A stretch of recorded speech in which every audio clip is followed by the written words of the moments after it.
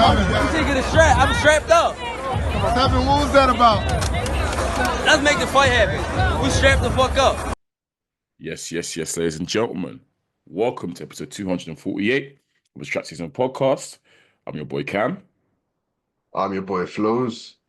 And you know the drill by now, ladies and gents. Please, you head over to SZN Podcast or SZN Pod. There's a link in the bio on both of those pages there, and that will take you to where we're situated at streaming-wise. So if you like audio, you can get at us on Spotify, Apple Podcasts, things such as that. If you like visuals, YouTube link is also there. And we also got TikTok page up and running. So yeah, guys, make sure you get at us on any of those channels you fancy. Like, subscribe, repost, reshare, all that kind of stuff. Please. Thank you very much. Flowz, how are you doing today, my boy? You good? Yeah, I'm good, bro. How are you? Yeah, same. I'm good. A bit tired, but here we are. Yeah. Not much to talk about this week, boxing-wise, but there was a biggish card in the Box Arena on Saturday. A rematch and an underdog or upset victory. Last week we previewed obviously the Dave Allen versus Johnny Fisher 2 fight. First fight was earlier the year, I think. And it was it this year or was it back end of last year actually? It was on last year. Last year. It was on the Fury Usyk card, wasn't it? So that card, yeah, I think so, maybe, yeah. It was a Saudi card. Yeah, it was. Yeah, I'm pretty sure it was Fury so Usyk. I think it was the rematch. Yeah. Johnny Fisher, obviously, we know that he's a popular figure by, I think, well, partly because of his dad, but up and coming prospect, right? 26 years old, undefeated prospect. I'm not going to take that away from him. Seen as a prospect. Or just an up and coming fighter against a journeyman, I guess, 33-year-old Dave Allen, veteran, been around for a long time, had his troubles in and out the ring. But yeah, this was seen as a big step up fight for him in that first fight, but a fight that he was expected to win, to, obviously carrying on his prospect status, and move on. He struggled desperately in that first fight, as we know, Flowz. And, some say he was even lucky not to get a loss on his record. So naturally, after the first fight struggles, we have to rematch it, have to see it, run it back. And to be honest, Flowz, we felt that maybe, obviously, after that horror first fight where he was kind of given the gift, he would, as we tend to see, right the wrongs and, just show that, he's a level above Dave Allen now. And this is, what should have happened. However, Flowz, sometimes lightning strikes twice in this world, right? And it's happened again, really, for Johnny Fisher, but this time in harsher fashion, where he's lost and actually been stopped in 5 rounds by Mr. Dave Allen. Yeah, man. It's funny, Flowz, because I've got nothing against Johnny Fisher, but I think we've been pretty adamant or pretty vocal in this pod that, popular figure, big ups to him, kudos to him, let him see how far he goes. But just off what we see and what we've seen, yes, he's a prospect because he's a young, up-and-coming, defeated fighter. But in terms of, there's levels to this prospecting, right, Flowz? And in terms of how far we see him going, we've said it many times in this pod, I swear, that we didn't really see Johnny Fisher being in a certain class, right? Yeah. That being said, I did expect him to dispatch a Dave Allen, to be honest. No shade to Dave, but like I said, I think this is a Dave Allen that hasn't got much left to give. Also, I thought, to be honest, bro. And I feel like for me, I don't think I'm being harsh if I say this. Maybe I am. You can confirm. But I feel like if you're looking to, insert yourself in certain conversations and show that, you're maybe a step past the British level or the journeyman level, I feel like as a prospect, you should be beating the likes of a Dave Allen. Yeah, that's And fair. the bottom line is, bro, we've seen him struggle twice badly, and he's actually lost. Arguably, you could say he lost twice. But yeah, and bro, there's no shade in it. There's no shame in it. Sorry. Maybe he's just not ready yet. Maybe. But yeah, maybe if they ran it back in the future, he could win. But the point is, he was never really ready to me, anyways. Or he was never someone that I was really checking for like that or looking at as someone that can go far. No offense to him. And even though I expect him to lose, clearly he's not at that point where he can take on the likes of a Dave Allen. So yeah, man, he's still so raw. He's still got a lot of things to work on, basically. And he can come back again. But yeah, that was my takeaway, really, Flowz, on just Johnny Fisher himself. Obviously, we can delve into the fight, but yeah, I'm intrigued to hear your initial thoughts, bro. Yeah, obviously we expected Johnny Fisher to come away with the victory because, like you say, if you have any aspirations really in this heavyweight division, you should be getting past the Dave Allen. Mm. He's been a stepping stone for many fighters who have aspirations, and not even great fighters. Dylan White's beating him, David Price has stopped him, Fraser Clark beat him not too long ago. Yeah, he did. Mm-hmm. These aren't even the upper echelons of the heavyweight division. These are decent fighters who are beating Dave Allen. We've seen him retire because he's been stopped in the ring in sparring. Said for his health, he called it a day. He's come back against many people's advice as well. Many people were saying that we don't think it's smart for him to come back. So Yeah. credit to Dave Allen. He's come back and he's been winning and he's done the job on an up and coming heavyweight. Mm. But yeah, looking at Johnny Fisher, we've been hesitant to even put him in the mix with the guys we don't really rate. Facts. the British crop that we tend to say aren't going to make any waves really. I'm talking about the Fraser Clarks, the David. what's it called? To be honest. David Adelays. Yep. Who else is there?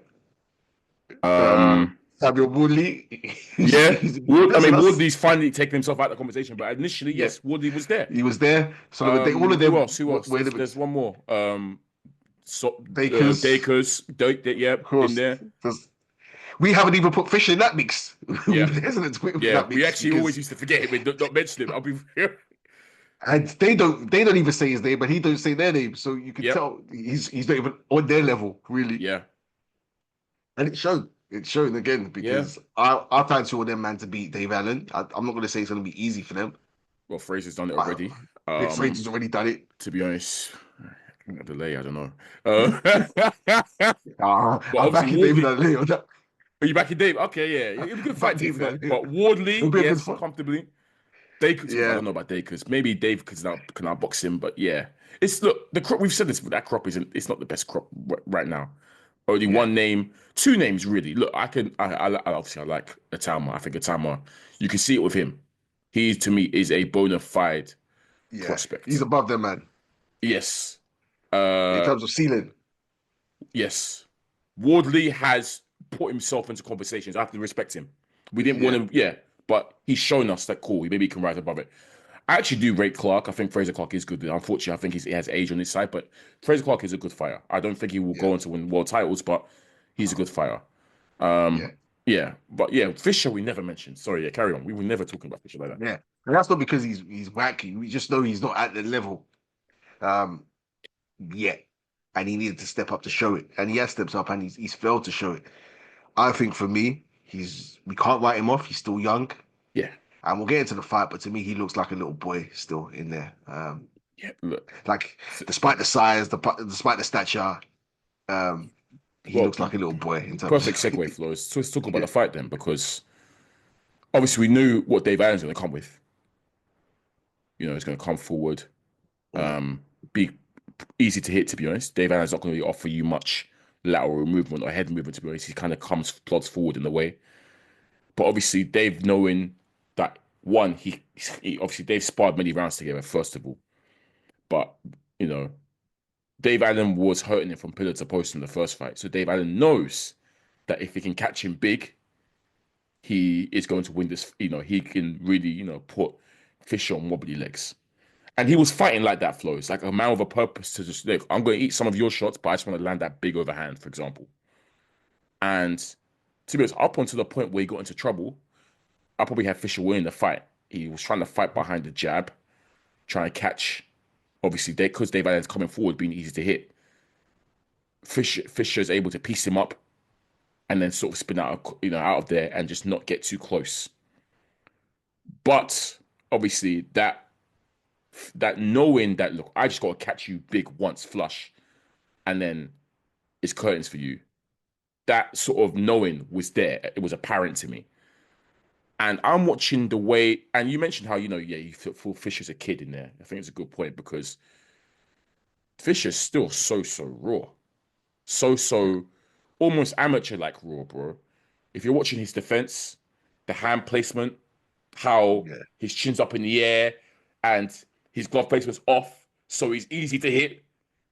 Like, I'm thinking, look, the overright hand's begging to be thrown right now, Dave Allen. Throw, because it's there for you. It's there. Yeah. Like, his defense is off, bro. It's all over the place. Yeah. And that's what happened. He got caught with a big look. Like I said, he was winning the fight at the time. I think he actually had his most successful round. Next round comes now. Boom. The big overhand, as in he's fully open, bro. As in chin up in the air, open, walking backwards. Bang. The big overhand right caught him. And his legs were he took it well, to be fair, and he shook his head. But as you know, Flowz, whenever a fighter shakes their head after receiving the big shot, they're hurt. They felt it. Yeah. Shook his head. Instantly didn't like it. Was backing off. This Mr. Allen's then applied some pressure. Big body shot. Another big shot caught him in the face as well. We see him go down. Obviously, there's like 10 seconds left in the round. He's beat the count. And obviously, Dave Allen's gone to work. 7 seconds left. And pieced him up a couple more times. Fisher's gone down. And then we've seen the tower launch from Mark Tibbs, thrown like threw that tower in, like Ben Davidson style. And that was it.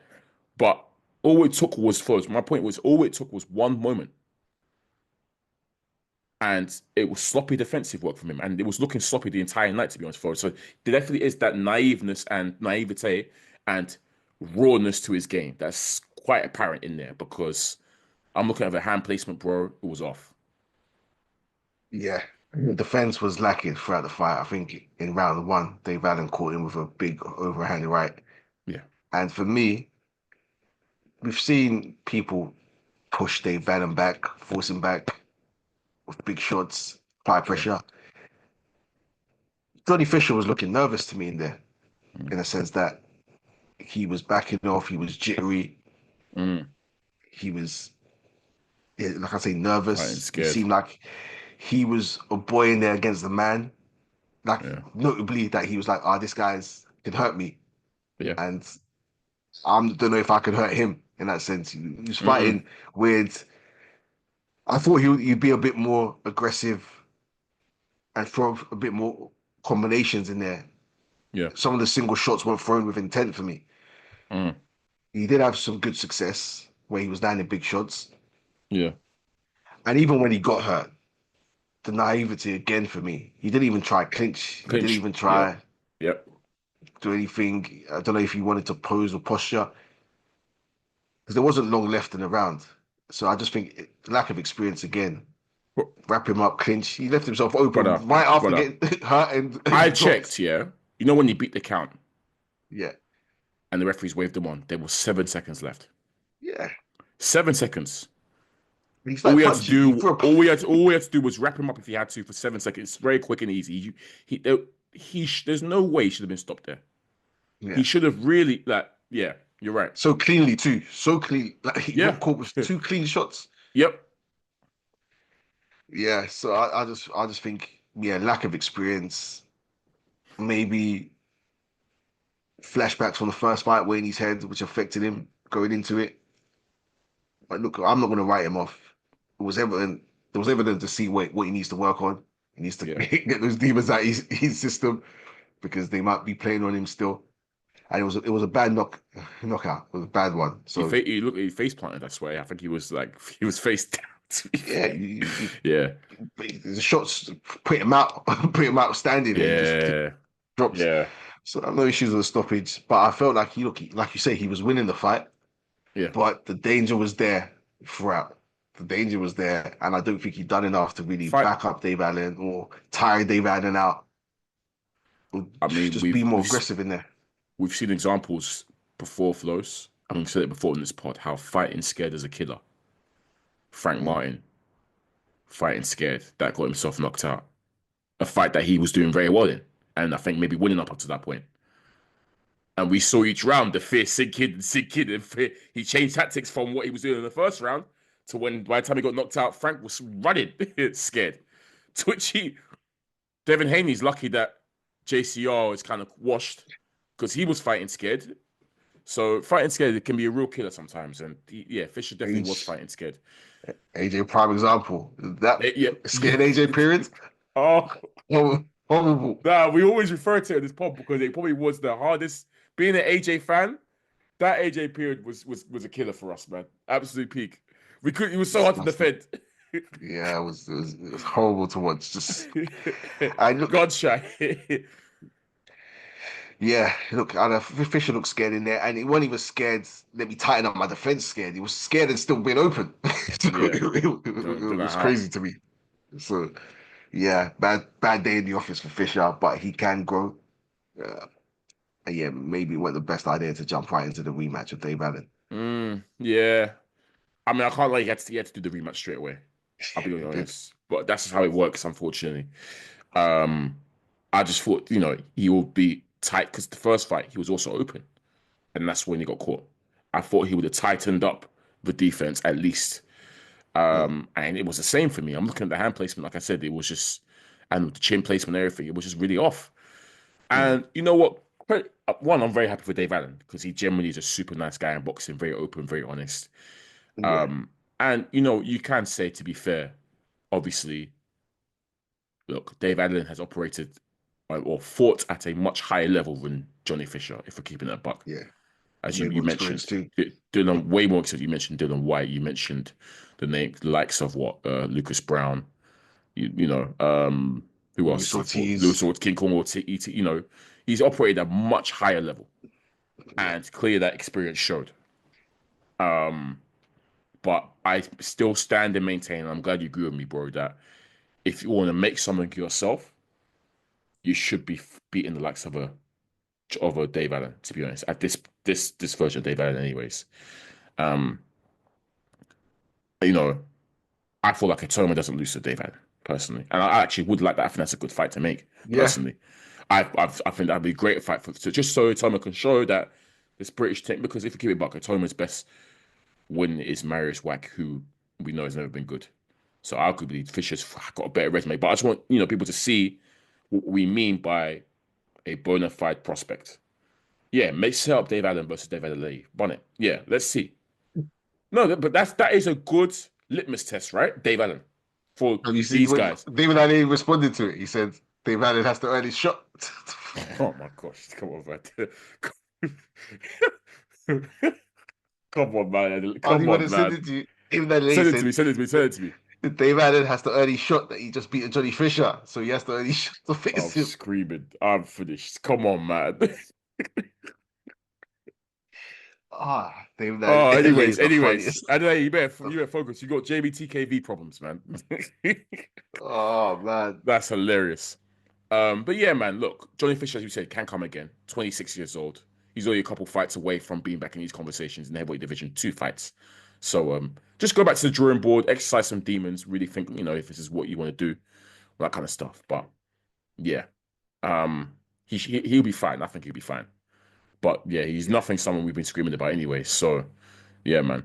And Dave Allen, I think Dave should stick around. Yeah. Stick around. Yeah.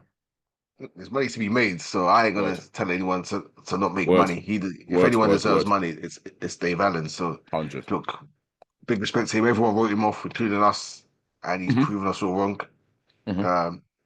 Huge fan base. So yeah, if anyone deserves it, it's Dave Allen. So I'm happy for him. Agreed. Fair, yeah. All right, cool. Let's quickly move on to next week then, Flores, because there is one fight to talk about briefly. It's an interesting fight, to be honest. We have Josh Taylor in action in Scotland versus Echo Essuman. I think this is the first time we're seeing Josh since the Tiafimo loss, right? Or has Cattle he fought since loss. then? Oh, Cattle that was loss. yeah, yeah, Remember? actually, yeah, you're right. Yeah, it was a Yeah. Cattle loss, yeah. Um, and this is going to be at 147. So he has finally officially moved up to actually spent too long at 140 pounds. But I almost sense this is almost like a crossroads fight for Mr. Taylor, right? Because obviously he's coming off the back of two losses back to back, Tiafimo and Catterall. And well, arguably you can say three losses back to back because the Catterall fight we maintained that he won two, he lost two. So Yeah. Josh hasn't looked good for a long time, to be honest, Flowz. Mm. If you think about it, his last good performance was probably against JCR, and that was way back in 2021, bro. So big fight for him here because he loses this, bro. You know what's going to happen, right? You know what the calls are going to be. Yeah. Especially as Essuman, no shade to him, hasn't fought anywhere near the level of a Josh Taylor. Arguably, you can say like Essuman, what, European level? Yeah, that's fair. Yeah. So, yeah, obviously, Essuman, we've seen, I think his best win, Congo? probably what, Chris Congo, I would say. Yeah, I'd probably say Chris Congo. That was a close fight. I remember that fight, close Yeah. fight. Yeah, bro, probably Chris Congo. Uh, Who's he lost to? Has he lost? Did he yeah, he lose? lost to after the Congo fight. He lost to a guy called Scarf. I don't know about that fight. Harry Scarf. Not too sure who that guy is. But Yeah. yeah, I mean, Congo's probably the best red name on his. Like he fought Payno back way back in the day. But the resume isn't. If you compare the resumes, it's crazy. Yeah. So obviously, this is a massive opportunity for Ekau.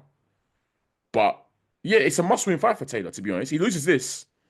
You're losing Yeah, that. it's a wrap. Bro, you're losing that European level now. So it's a wrap. It's a wrap to me. So You're freed at that point. yeah, bro.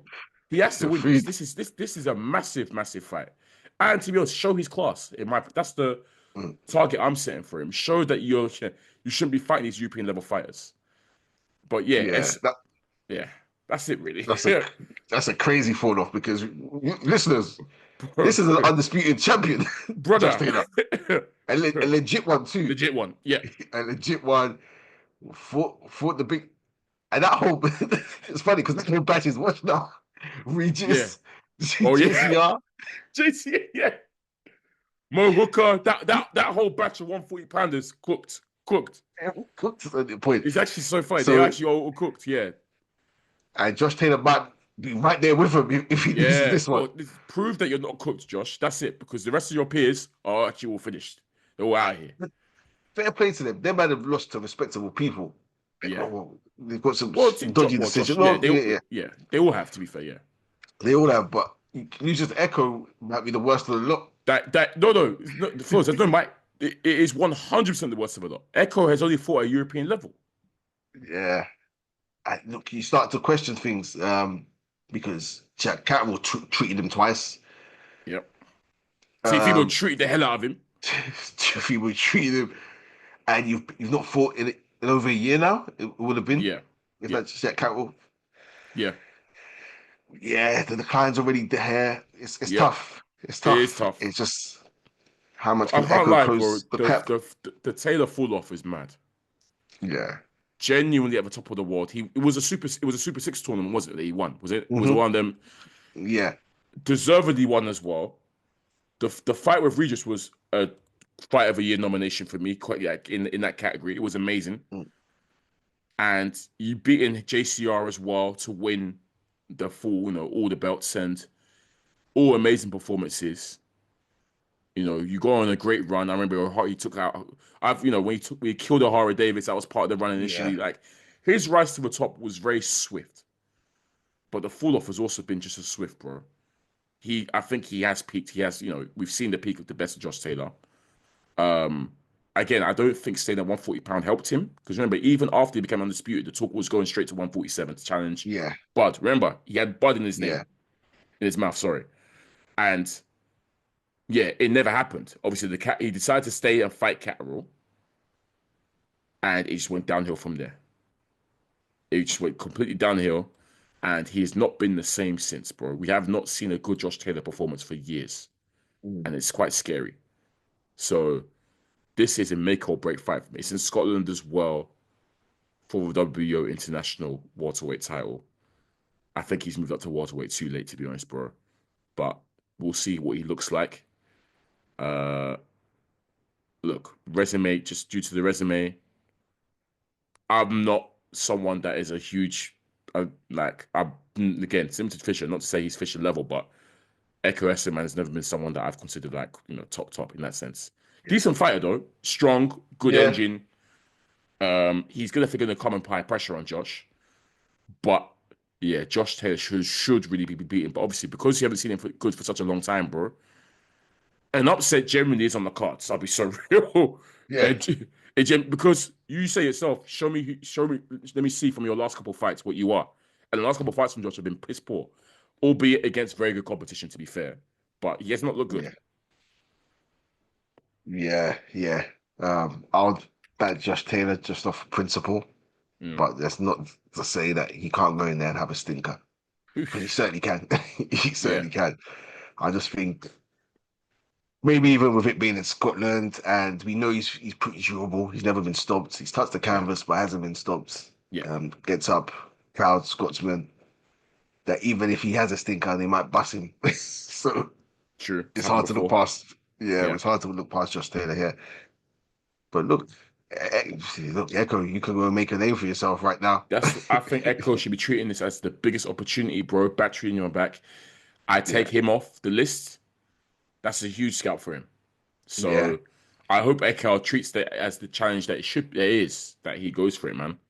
Why not? But yeah, he can't. Yeah, it's a crucial fight for my man. So we'll see how it goes, bro. We'll see. Yeah. There you go. I think Atoma's on the undercard I'm seeing as well. Speaking Oh, of right. him, Okay. Who's the opponent? Do you know? American Mike Balogu. Okay. I think he's. I've never seen it, but his record's not bad. Yeah. 21 wins, 16 KOs, one loss. I think I have heard of him before, to be fair. Yeah. He lost to Gassiev. Okay. Yeah, that's years what I ago. remember from. Yeah, that's what I remember Okay. from. Yeah. I think that was when Gassias was making his heavy debut. It might be that guy. But yeah, I do remember him. Yeah. So I only lost to him. That's to be honest, a decent level opponent, I guess, for Atama. But hey, we believe that Atama's chain is real.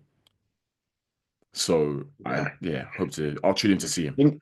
When you bring a tester.